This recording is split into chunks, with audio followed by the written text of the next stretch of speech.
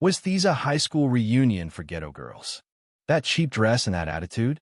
You look ridiculous.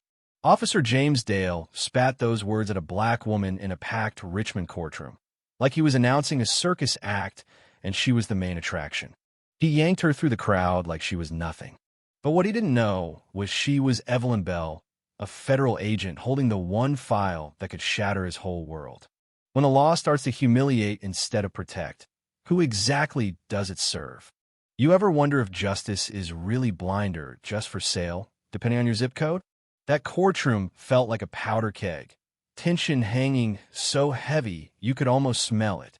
Reporters packed every aisle, cameras clicking like hail on sheet metal, the prosecution's files rising like a wall, half a meter high. Latecomers were squeezed against the walls, following every word like they were watching a public execution. Nobody moved. Everybody stared. This wasn't just any trial. It was supposed to be the case that proved the system could feel shame, or maybe, more likely, another chance for it to bury the truth under a mountain of legal dust. And right in the middle of it all, Evelyn Bell walked in, unnoticed. No one called her name, no badge, no file, just an orange blouse that dared to stand out among all those black suits. Hair pulled back neat, no makeup, carrying only a crossbody bag. She looked like she could have been anybody. She took a seat in the very back, the kind of seat for the forgotten. Didn't matter, she wasn't there to be seen. She just sat, hands resting, eyes quietly studying the room. She made people nervous, and she hadn't said a word. James Dale, the man of the hour, spotted her. This guy had stared down plenty of problems in his life: witnesses, lawyers, half the city.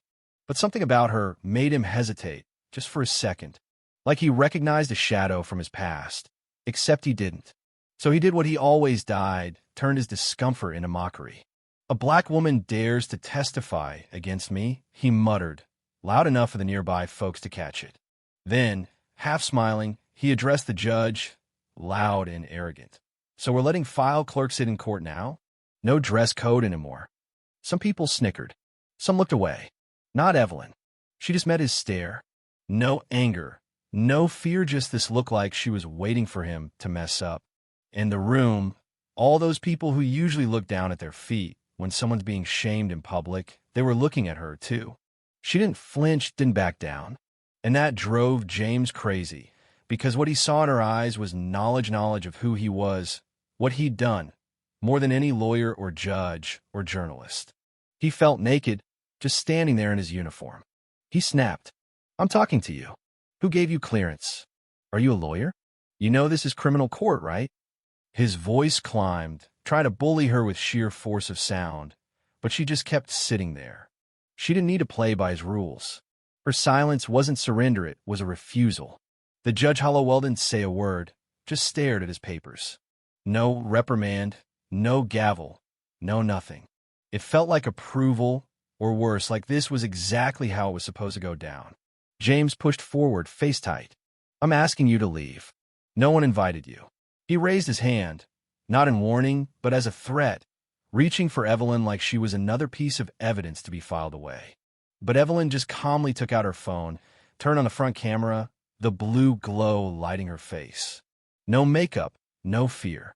She wasn't recording for the internet. She was putting a mirror between them, making him see himself. The air in the room froze.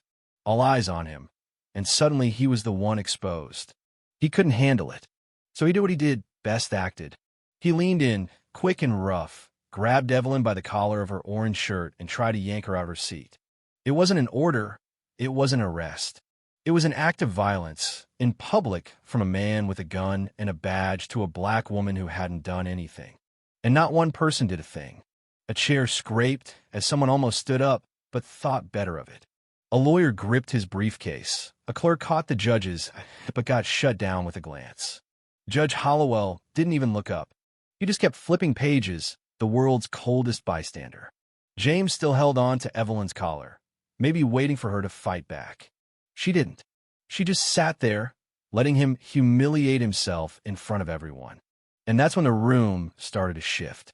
It wasn't Evelyn's powerlessness that made people uncomfortable. It was the realization that they'd all just watched an accused man commit another assault.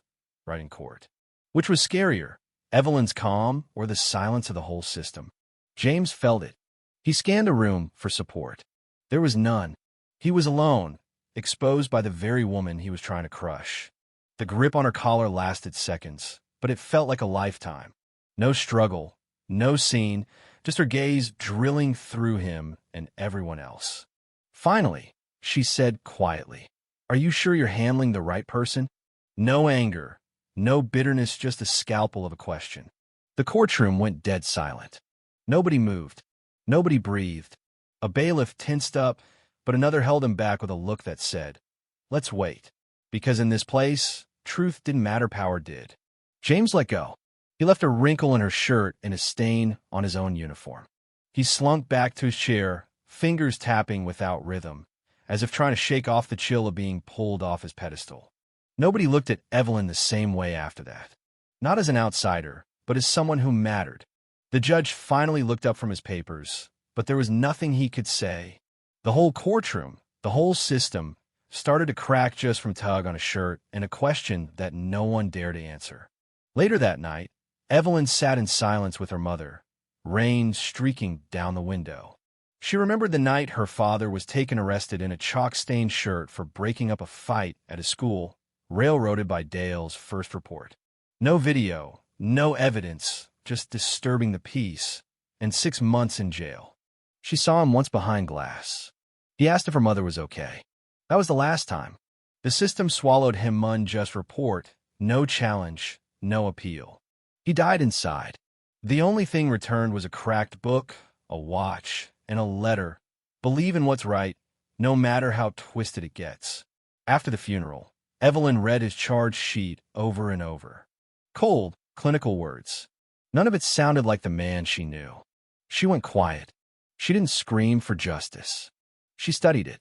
She learned how the system protected itself, how power twisted facts. She joined the Office of Inspector General, built case files, tracked every pattern. James Dale popped up in 3 states, always first on scene, always writing reports that matched the verdict. She never saw convictions, just patterns, broken cameras, missing evidence, black defendants, and Dale in the story. So when Richmond surfaced, Agina, black teenager assaulted, case dismissed, Evelyn erased herself, became a ghost, rented a room, no backup, no legal shield.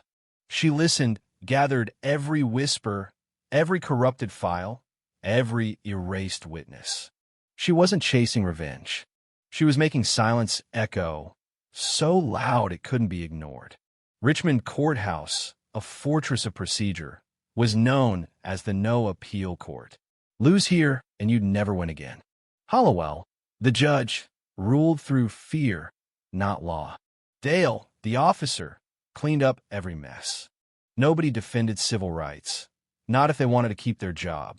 And Evelyn watched it all, pieced together every hint of corrupt Iona clerk forced to erase files, a technician hiding real logs in an old printer, an ex-lawyer exiled for noticing contradictions.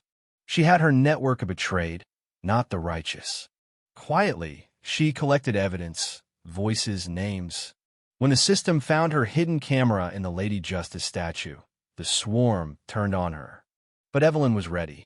She spread her files across 3 secure channels, encrypted and distributed.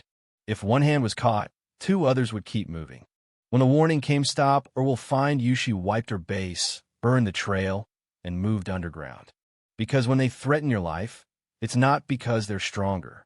It's because they're scared. The data poured out. 6 rejected cases, audio, video, financial records all leaked at once. The news exploded. The stories, kids arrested for looking the wrong way, mothers who never got a hearing, technicians punished for saving the truth. Hashtags lit up. Victims realized they weren't alone. The state attorney general scrambled, tried to spin the story, but Evelyn's files were undeniable. Within hours, the press demanded a full review. The system pushed back. Langston, the attorney general, went on TV, smooth as ever, casting doubt, planting division. Sometimes the biggest threat to justice is those who think they're above it, he said, twisting Evelyn's courage into something suspicious. But as he spoke, Another file dropped $1 million in legal funding routed through shadow accounts to cover up misconduct. Signed, sealed, verified. The backlash was instant. Hashtags, memes, protests. The state bar had a vote, live-streamed to 2 million people. Judge Hollowell impeached. Langston suspended. Not a word, not a single person in that room dared to defend the old order. As the verdicts came down, Evelyn watched from a distance, calm, as if she'd always known. When the dust settled, her words rang out one clean hand in a room full of dirt. It wasn't a call to arms, but a dare. Will you let go, or will you hold on? The system shook because one woman refused to stay silent. In classrooms, on protest signs across the city, her story spread. She didn't claim to be a hero. She didn't ask to be remembered. She simply proved that being alone does not mean being powerless. Now, let me ask you, do you think Evelyn went too far, or did she do what needed to be done? Was justice finally served, or did the system just lose its grip for a moment? Drop your thoughts below. Does one clean hand really make a difference? Or is that just a story we tell ourselves to sleep better at night? Let's hear where you stand, because silence, that's how this all began.